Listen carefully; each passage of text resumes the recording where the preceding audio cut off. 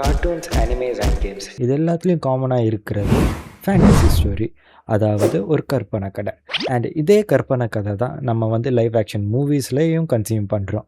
It's a documentary of course. So real லைஃப்பில் நடக்கிற ஒரு ஆக்ஷனை நம்ம 2D ஆர்ட் மூலியமாகவும் இல்லை ஒரு 3D மாடல் மூலியமாக ஒரு ரியல் லைஃப் இன்சிடென்ட்டை இன்ஸ்பயர் பண்ணி வச்சு அதை ஆனிமேட் பண்ணுறது தான் 2D ஆர் 3D அனிமேஷன்ஸ். அதாவது ட்ராயிங்கில் பண்ணால் அது வந்து 2D அனிமேஷன், 3D மாடல் வச்சு பண்ணால் அது வந்து 3D அனிமேஷன்.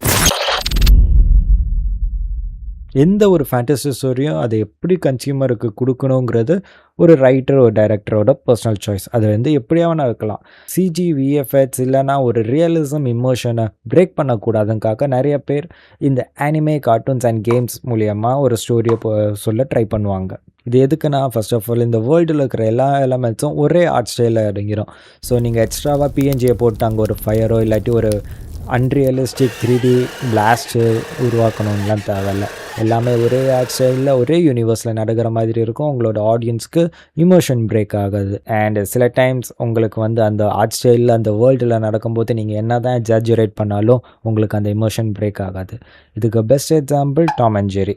என்ன தான் ஒரு கற்பனை கதையாக இருந்தாலும் ரியல் லைஃப்பை கேட்டோ எலியோ வச்சு நம்ம இந்த சீரீஸை ஷூட் பண்ணணும்னு நினச்சோன்னா உண்மையாக சொல்லணும்னா அது நல்லா இருக்காது, கொஞ்சம் வினோதமாக தான் இருக்கும். புரியுது நீங்கள் என்ன சொல்ல வரீங்கன்ட்டு. இந்த மாதிரி குழந்தை படம் பார்க்குறனால தான் சொசைட்டி டெவலப்பே ஆகாமல் இருக்கணும்னு சொல்லலாம், புரியுது. But let me introduce to some good cartoons and anime.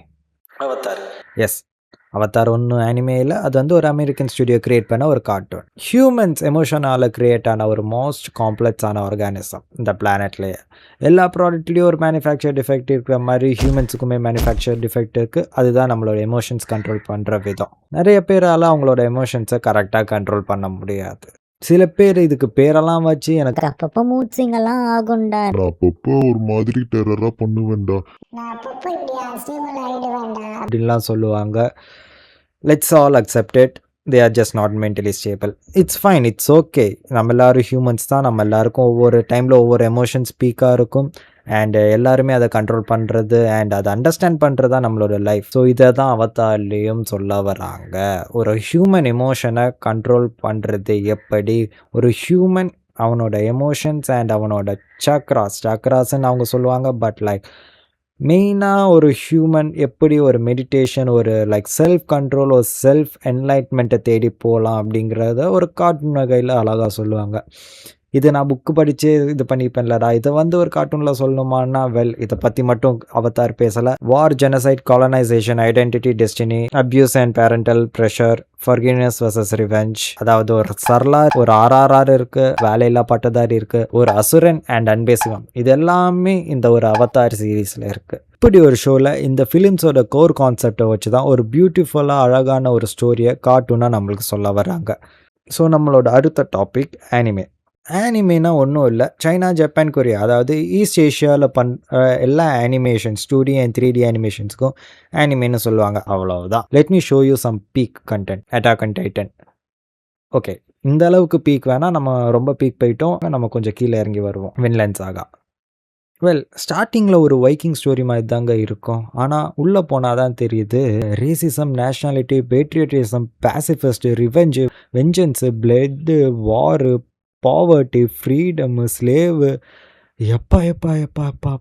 Okay, பொதுவாக ஆண்னா ஒரு மாதிரி தான் இருக்கணுன்ட்டு நம்ம சொசைட்டியில் சில பேர் சொல்லி வச்சு வாழ்வாங்க. இந்த வின்லேண்ட் சாகா ஒரு ட்ரிப்பிக்கல் ஆண் வைக்கிங் எப்படி இருந்தாங்க, அவங்களோட கல்ச்சர் என்ன, ஒரு ஆண் வைக்கிங் எப்படி இருக்கணும் அப்படிங்கிற ஒரு ஸ்டோரி லைனாக தான் போய்கிட்டு இருக்கும். திடீர்னு யூட்டன் போட்டு அந்த ஒரு கல்ச்சர் அண்ட் ட்ரெடிஷன் அப்படியே பிரேக் பண்ணுவாங்க.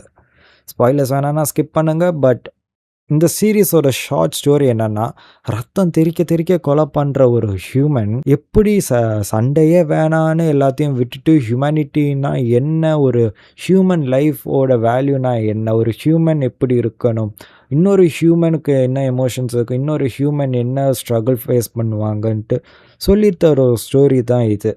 அந்த காலத்தில் என்ன தான் ஆண் தான் டாப்பு, ஆண் தான் ஸ்ட்ராங்கு, ஆண் தான் சண்டை போடணும், கொலை பண்ணணும், நீ வீரன், நீ பெரிய ஆளு, நீ வந்து இப்படி தான் இருக்கணும்னு ஒரு கல்ச்சரை பிரேக் பண்ணிவிட்டு ஒரு மனுஷன் உண்மையான பெரிய மனுஷன் யார், உண்மையான பெரிய மனுஷன் எப்படி இருக்கணுன்ட்டு தான் தேடி இந்த ஷோவோட ப்ரொட்டாகனிஸ்ட் போவாருங்க.